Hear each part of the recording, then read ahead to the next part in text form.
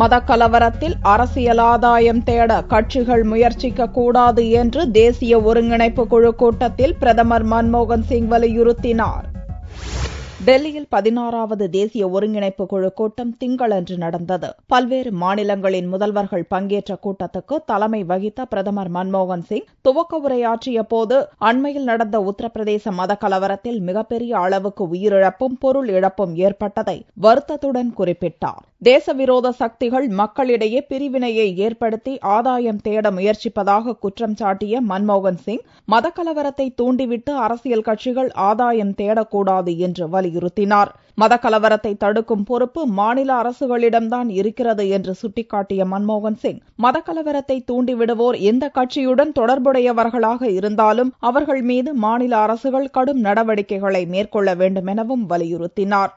मैं सभी राजनीतिक दलों और मीडिया से आज ये अपील करना चाहूंगा कि वो न तो सांप्रदायिक वाकयात को राजनीतिक रंग दे और न ही उनसे राजनीतिक फायदा उठाने की कोशिश करें.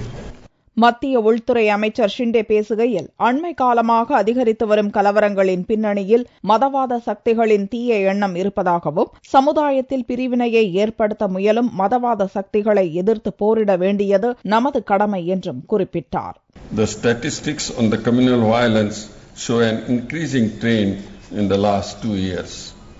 The frequency of incidents, especially in the last few months, seems to suggest that there is a sinister motive behind them. It is our duty to resist these forces.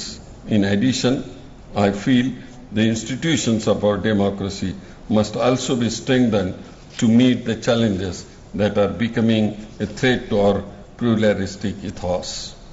மதக்கலவரம், தாழ்த்தப்பட்டவர்கள், பெண்களுக்கு எதிரான கொடுமைகள் குறித்து ஆலோசிப்பதற்காக கூட்டப்பட்ட தேசிய ஒருங்கிணைப்பு குழு கூட்டத்தில் காங்கிரஸ் தலைவர் சோனியா, பாரதிய ஜனதா மூத்த தலைவர் அத்வானி, டெல்லி முதல்வர் ஷீலா தீட்சித், உத்தரப்பிரதேச முதல்வர் அகிலேஷ் யாதவ், பீகார் முதல்வர் நிதிஷ்குமார் உள்ளிட்ட பல்வேறு மாநிலங்களின் முதல்வர்கள், முலாயம் சிங் யாதவ், லாலு பிரசாத் யாதவ் போன்ற பல்வேறு கட்சிகளின் தலைவர்கள் பங்கேற்றனர்.